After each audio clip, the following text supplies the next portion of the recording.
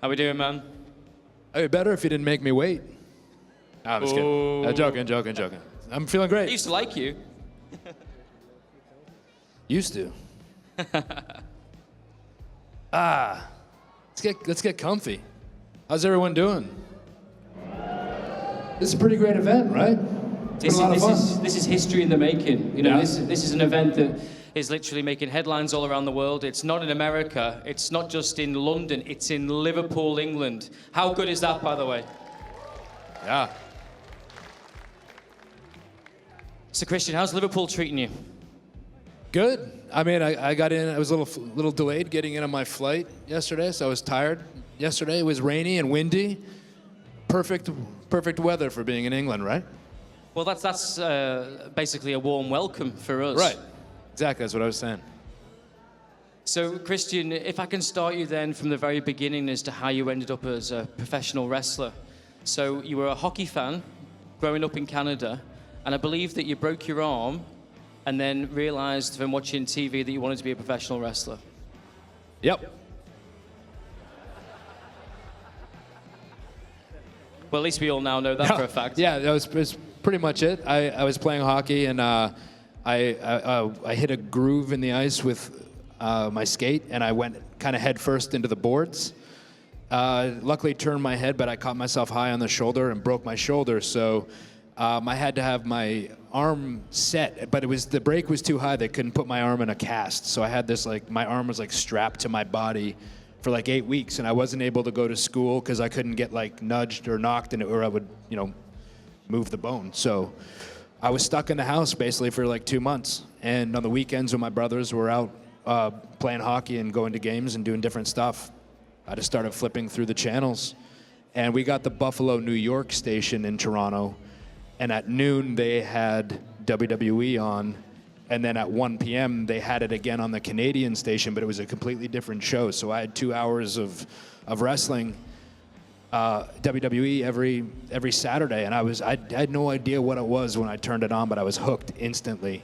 I was a really shy kid. I was super shy, afraid to talk in front of people, and I think what it was the larger-than-life characters that I was seeing on television. Kind of, that was how I wished that I could be. I wanted to be that type of person. So I think that's maybe what I was drawn to about it. And even when I got into wrestling, I was still relatively shy about talking in front of people, and I was really nervous about when it came to doing promos and all those sorts of things. And who would have known I'd be such an amazing promo later on, right? I mean, I was amazing. Let's be honest. The best. That was a joke, but anyway. Yeah, so I think it helped me kind of come out of my shell in that sense as well. But also when I was teaming with Edge, it helped also because we had each other to play off of. I just felt like I could make it like I was talking to him without having to look out and see these thousands of people that I was talking to, and it made it more calming, easier to have that conversation and get more comfortable. And then once, it's like anything with repetition, you get comfort, and when you get comfort, you take risks, and then you go from there. So when that was a really long-winded answer to your original question. So it worked. Yeah. So when you were watching those larger-than-life characters, was there one particular wrestler that stood out for you that you wanted to be? Yeah, I'll tell you, I was a huge Hulk Hogan fan growing up, to the point where I had a life-size Hulk Hogan poster up in my room. The first storyline that ever kind of sucked me in, so to speak, was and affected me emotionally, was when Big John Studd and Ken Patera attacked Andre the Giant and cut his hair. That affected me for days. I don't know if anybody's seen that. If you haven't seen it, YouTube it. But I was moped around the house for a week till I saw if Andre got revenge or not. But that was the first time I had a real emotional connection to the characters. I'm like, why is nobody helping Andre? Why is nobody coming out here to help him? And I couldn't figure it out. But that was, later on that would help me, when you realize you were in here telling stories and that sort of thing. Put myself back in that place of how I felt and applied those to things that I was doing. So you're there, you're obviously a massive fan of Andre the Giant, as you've said. It had a massive effect on you. Well, I mean, I was also fans of I was a huge fan of guys that could go in there and really wrestle as well, like Bret Hart, obviously one of my favorites.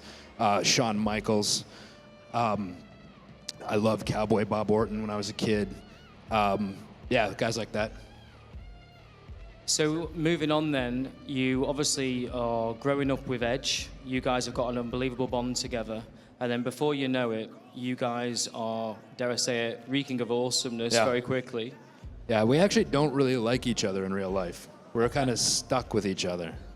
Now, yeah, we've grown up since, we actually became friends because of wrestling. That's kind of what made us become buddies. We were both such big wrestling fans. And yeah, what was the question again? I forgot my own question now, so that's gone well. Forgot it? I forgot it, so... Does anybody remember the question? Remember the question? That's right. Oh, yeah. So you were always reeking Thanks. of awesomeness. Thank you, mate. So straight away, you and Edge had massive chemistry straight away, and then before you know it, you're teaming together on the biggest stages of them all. You're moving quickly into WWE. What was it like knowing that you were there with your best friend? If you were best friends, and it's not just a marriage of convenience, of course, but if you are best friends, and we know that you are, what was it like knowing that you're living that dream together? It was good. Just good?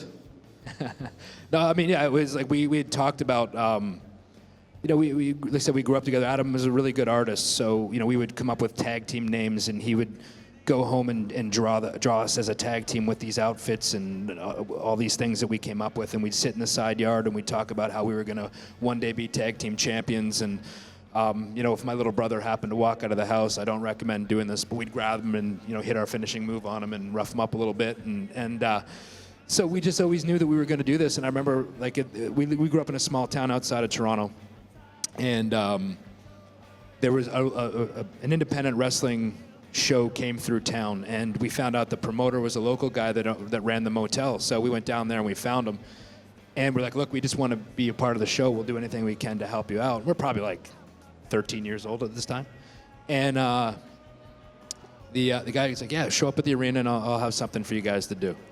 So we get there and he tells us we can set the chairs up around ringside. And it's general admission, so when you have a ticket, they open it and you just rush and get whatever seat you want, right? So our payoff for that was, when we were done, he goes, hey guys, you can have whatever seat you want before I open the doors. So we took the 2 seats in the front row, and we were sitting there and an intermission came, and we never even said a word to each other. We're just sitting there, all of a sudden we just look at each other, and we look at the ring, and we run and we slide in the ring. And we'd never been in a ring before. Like, it's the first time. So I think we started wrestling. One of us threw the other one off the ropes. We did a reversal. One of us took a bump, and the crowd actually started to react. I think I went up on the second rope, and I came off with a double axe handle, like the whole thing. And like, next thing you know, security runs down, drags us out. But the crowd had reacted to it. And we were like, oh, my God. That was like the biggest rush ever, you know? And like, that was kind of the moment, too, where you kind of get a sense of that adrenaline, that thing that hooks you when you perform in front of a live audience, that instant feedback that you get. And like, that was kind of set the plate for us in that sense, that this is what we wanted to do, and it was something that we took very seriously. And, you know, Adam has told his story about how he started getting training, and then not long after I was going to college, we were living together, and I took a part of my student loan. I was broke, so I took a part of my student loan money that I was supposed to be using for food and books and whatever, and I paid for my wrestling school, and I starved for like 6 months. So, but it's what I wanted to do. But you obviously believed in yourself by taking that chance of using your student loan to go to wrestling school. You obviously must have realized that actually this is for me, I'm going to go for it. Yeah, well, I went to college because my parents wanted me to go to college. I didn't want to go to college. Looking back now, I'm glad I did. And, you know, I'd recommend anybody get their education. I'm glad I did, but I didn't want to at the time. So I did it because I felt like I had to. And this is what I wanted to do. And I was like, you can't live doing things that other people want you to do. You have one to do, one life to live. Don't look back at whatever age and say, man, I wish I had tried it. You know, when I got in, everybody told me, you're too small. You're too small, you're not going to make it. And that just put a bigger chip on my shoulder to prove everybody wrong. And it was one of the first things my trainer said to me when I walked in the door. He said, "This is how much it costs to train. You're probably not going to make it. You're kind of small. Do you still want to do this?" I said, "Absolutely." So that was like the first thing I heard. That was the odds were already going to be against me when I walked through the door. But I'm proof. Like if you really want to do something, all you have to do is go after it. I always like people ask me a lot. I'm not trying to get but they I always try to go after things that scare me. Like if something scares me to try, that makes me want to do it more. Makes me want to conquer it. I try not to back away from it. Like, I don't know if I can do that. I don't know if I should do that. If I'm scared of it, I'll just go after it. Well, talking of things that must have scared you, you're obviously famous for the TLC matches. Literally, each one was trying to outdo each other time and time again. Was there any conversations you had backstage that you thought, actually, is this something that we should do, or? No, we looked at it as especially that first ladder match with the Hardy Boys at No Mercy. Look at the landscape of WWE at the time. You had Stone Cold Steve Austin, The Rock, The Undertaker, Triple H, Mick Foley, all these guys at their peak, on top of their game, at the top of the card. As a singles guy, you're not getting anywhere near that as a young wrestler coming in. So we knew to make our name and to move up to where we wanted to, and to get on those shows in an important part, an important role every single week. We had to make each other, and that's what we did. We looked at it as those matches as something that nobody was doing, and making them must-see matches whenever they're on. So, like I said, that was our way to make each other into superstars and to climb the ladder. Both figuratively and literally. As a fan, just watching the TLC matches that you guys had, every single time it was like, oh man, is that what are they going to really do that? And you guys did, and let's be frank, it completely changed the landscape in that you guys were the trailblazers, you guys were stealing the show. That was the mindset. We were like, we're not going to be the main event, but we're going to do everything we can to steal the show. That was the mindset. We went out there every single time. What do you think was your best TLC match? I think the TLC match in Houston, was it WrestleMania? I can't remember the number. 18, 17. It was one where Rhino came out. He was with us. Lita was with the Hardys, and Spike came out with the Dudleys. I just felt that one. We started to like. The danger with those matches is that you don't want them to just be a car crash. You have to remember in them that there is a purpose. You're climbing to win whatever is hanging, whether it's a briefcase, whether it's a championship, whatever it is. Like, that's the goal. It's not to climb up and see if you can just jump off of and make it a spectacle. That you have to remember that the psychology-wise, you're trying to climb. So whenever you're just randomly setting something, there always has to be a reason. So I think we started to figure out at that point, to make them spectacular, but also kind of tell a story with them as well. And I think up to that point, that was probably the best story that we had told as far as those matches go. If you were to have a TLC match today with the current WWE roster, what tag team would it be? With me, Edge and I. With you and Edge. I appreciate the Hardys have come back, but let's just take them out the picture for a minute. Who do you guys think? Who's that? Ricochet and Black. Are they still teaming? That would be good. The Usos would be pretty crazy. The Usos would be great. I love the Usos. I'm going to say the Usos. We're getting a few Revival shouts as well, Christian. Yeah, Revival would be great too. Yeah. Zack Ryder and Kurt Hawkins, tag team champions. Woo. Yeah? Yeah. Yeah. Yeah, I personally wouldn't want to get in the ring with the Revival. Scott Dawson's right hook seemed pretty rough. I don't know. I've never taken one. So, Christian, you obviously had this most fantastic career, but then you decided to I did. You did. Yes. The best career. The best career. But you then decided to go to TNA, where you did very, very well as obviously your original moniker, Christian Cage. What was it like being at TNA? It was good. I love you, man.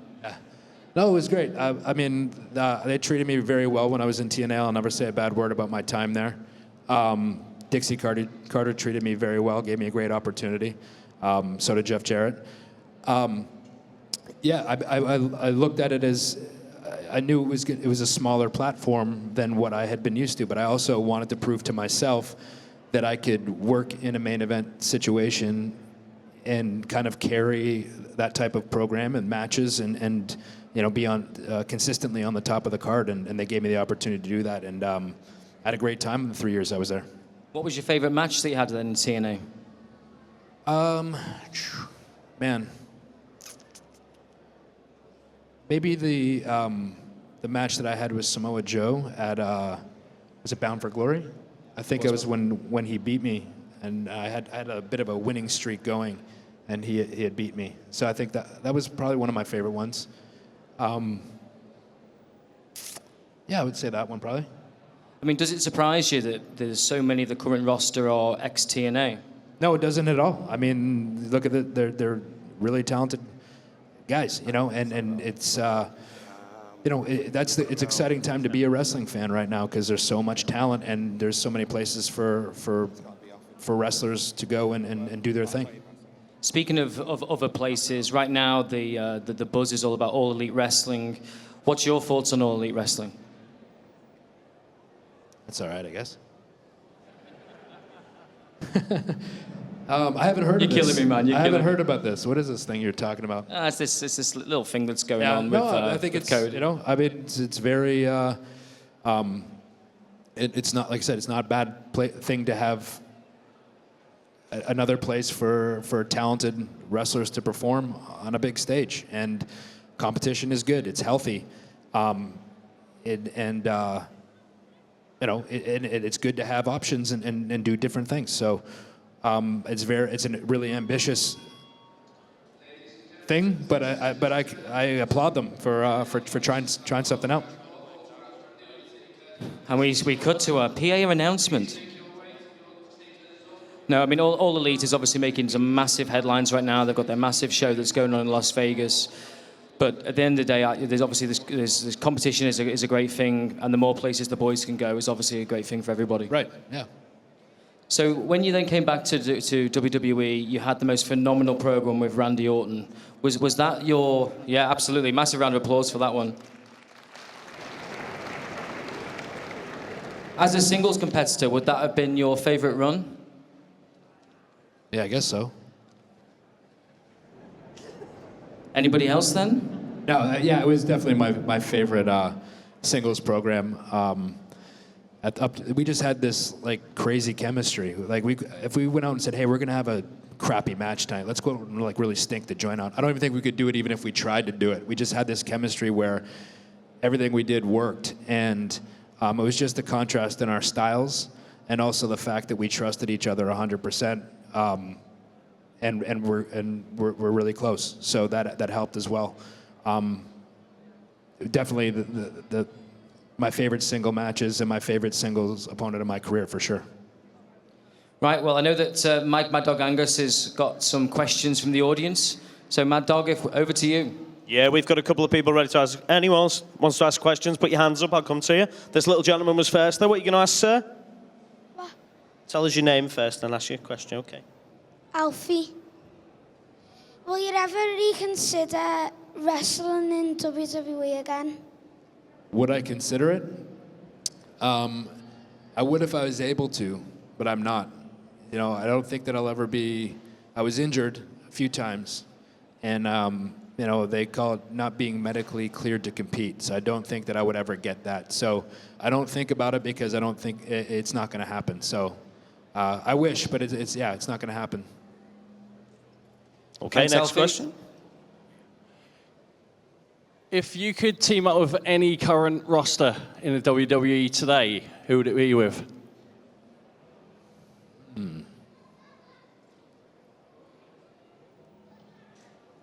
I think me and Robert Roode would be a really good tag team. I think I could grow a pretty sick mustache too.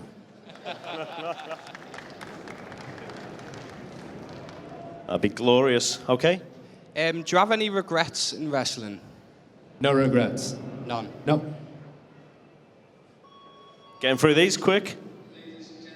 What's your name, dude? Cool. Hey, Christian, big fan of yours, man. Thanks, man. Cool. Who on the current NXT roster would you like to get in the ring with, if you could? Yeah, we'll get Maybe we'll wait for the PA guy to... He's cutting a promo. There's some serious heat on this PA guy. Cool. Yeah. I think maybe Adam Cole. I think the matches would be great, but I also think the mic work between the both of us would make that even better. Yeah, totally agree. Anyone else with some questions, guys? Come through here. Hi, Trey. It's Jack. What are your thoughts man, on what's the up? What are your thoughts on the tag team division in the WWE? Because we never see it quite high up the card, but one of the most over teams outside the WWE is the Young Bucks. So we can see that it works, but they don't really push it. Yeah, I think that it's one of those things. Like it was kind of that way when we were starting out with the Hardys. You just have to, and I see it a bit with teams now like that are there now. I think that you have to just go out there with a chip on your shoulder and perform and force. Like we need to be on tag team wrestling needs to be on this show in a highlighted way segment every single week, and we went out there and forced our way on and in a professional manner. But we went out there and made it undeniable, and then and that meant we had 5 minutes or 15 minutes. You maximize your minutes and you make them memorable, and that's what they have to do. Whatever they're given, they have to maximize that time and make themselves undeniable. That's what you have to do. Hello. I'm a big fan of the E&C podcast. Who would be your dream guest, dead or alive? Dream guest? I don't know. Is The Undertaker still here? Does he want to come out and talk to me? Maybe we'd have The Undertaker on. I don't know if he likes me enough to talk to me, though. He thinks I'm a dick, too, apparently. When you and Edge had your feud in Invasion, were you happy with the matches you had? No, we weren't. I mean, the initial turn was, I don't think either one of us were quite ready for it at that point in time. For me, I was still thinking very much like a tag wrestler at the time, and it does take a different mindset to go out and compete in a singles match. I felt like we thought we were both ready, but we weren't. And I also don't think the crowd was ready to see us wrestle each other at that point. I think it would have been better to separate us, have us established as singles guys, and then bring us back against each other. I know it makes sense to do it when there's a split, to have the feud right away. I get it, but I don't think the fans were ready to see Edge versus Christian the way they probably weren't ready to see Matt versus Jeff or Bubba Ray versus Devon. It's hard sometimes to make that separation. And I think that we put a lot of pressure on ourselves to, okay, we gotta hit this out of the park. Like too much pressure on yourself, where you stop reacting, and then instead you're acting like, oh, this is what I should be doing, instead of letting things come naturally to you. So you're trying to force things that aren't there. And I think we were doing that a lot.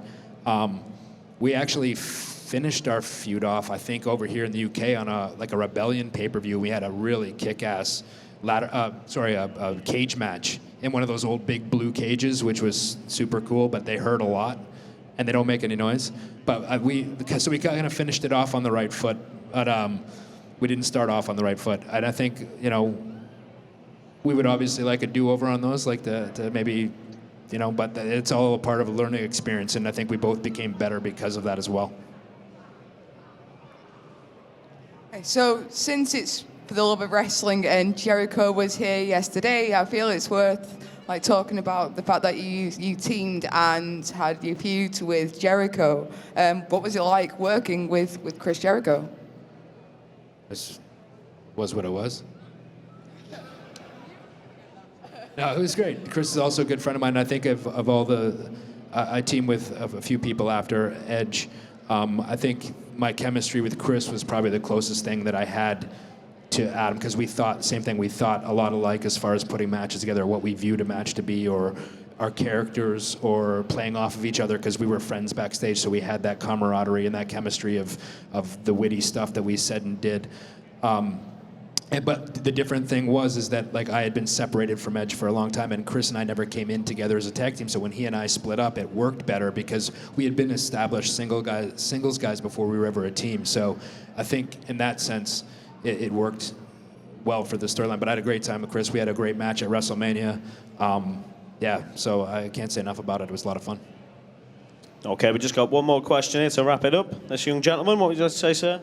Which wrestler do you think deserves to win the WWE Championship the most? Me.